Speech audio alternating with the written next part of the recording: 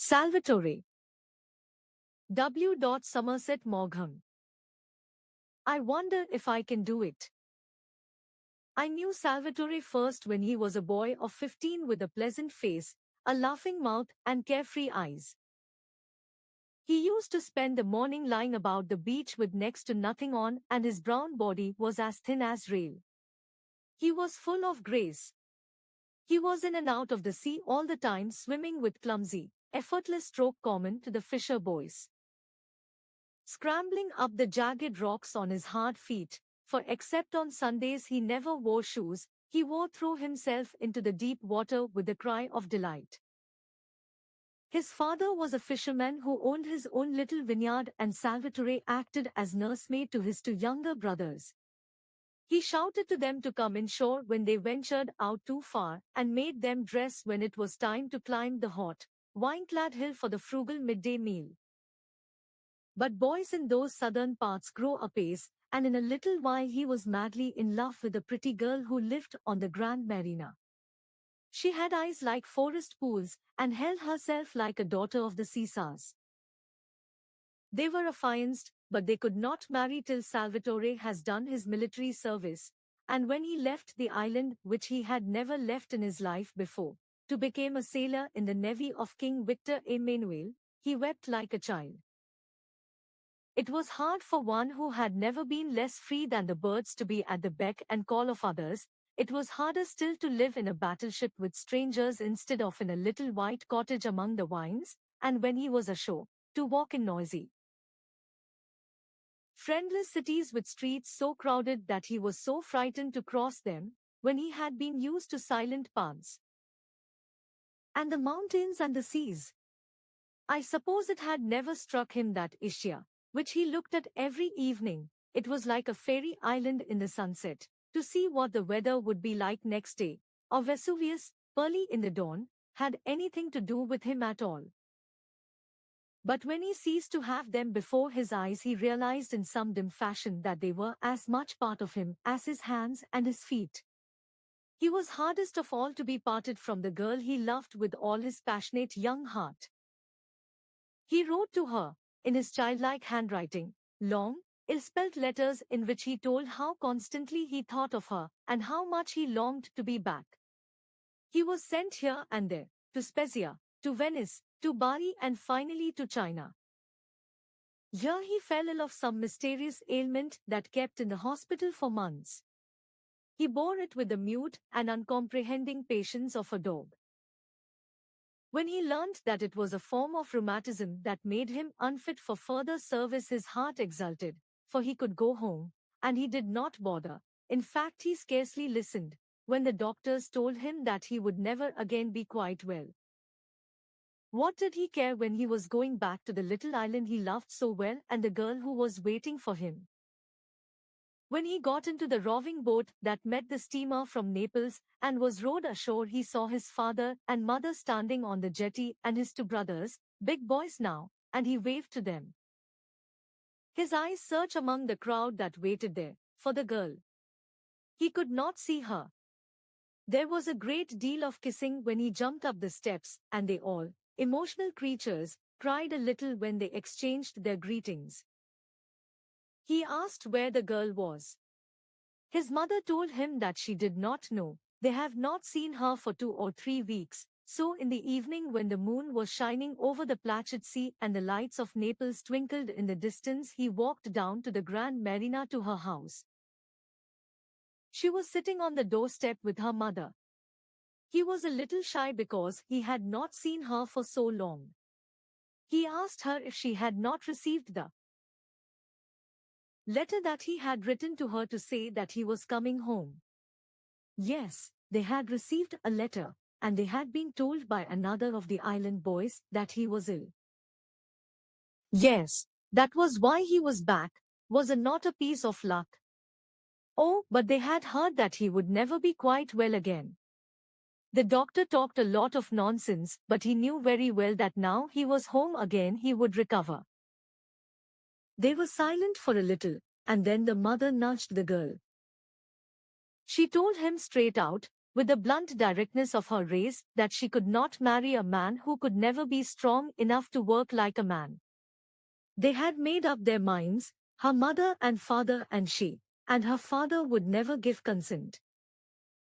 When Salvatore went home, he found that they all knew. The girl's father had been to tell them what they had decided, but they had lacked the courage to tell him themselves. He wept on his mother's bosom. He was terribly unhappy, but he did not blame the girl.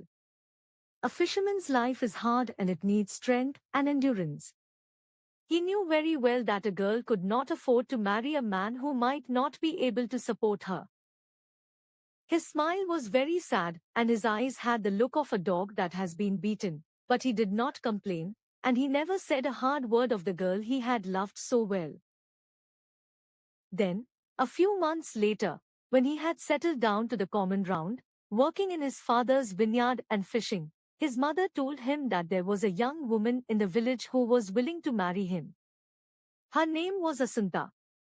"She's as ugly as the devil," he said. She was older than he, 24 or 25, and she had been engaged to a man who, while doing his military service, had been killed in Africa. She had a little money of her own, and if Salvatore married her, she could buy him a boat of his own, and they could take a vineyard that by happy chance happened at that moment to be without a tenant. His mother told him that Assunta had seen him at the festa and had fallen in love with him. Salvatore smiled his sweet smile and said he would think about it. On the following Sunday, dressed in the stiff black clothes, in which he looked so much less well than in the ragged shirt and trousers of every day, he went up to high mass at the parish church and placed himself so that he could have a good look at the young woman. When he came down again, he told his mother that he was willing. Well, they were married and settled down in a tiny whitewashed house in the middle of a handsome vineyard. Salvatore was now a great, big husky fellow, tall and broad, but still with that ingenuous smile and those trusting, kindly eyes that he had as a boy. He had the most beautiful manners I have ever seen in my life. Asanta was a grim-visaged female, with decided features, and she looked old for her years. But she had a good heart and she was no fool. I used to be assumed by the little smile of devolution that she gave her husband when he was being very masculine and masterful. She never ceased to be touched by his gentle sweetness.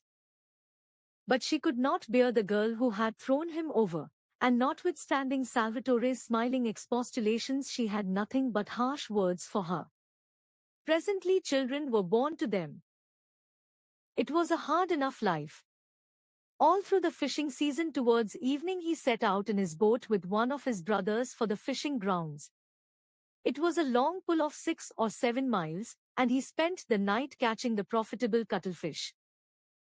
Then there was the long row back again in order to sell the catch in time for it to go on the early boat to Naples.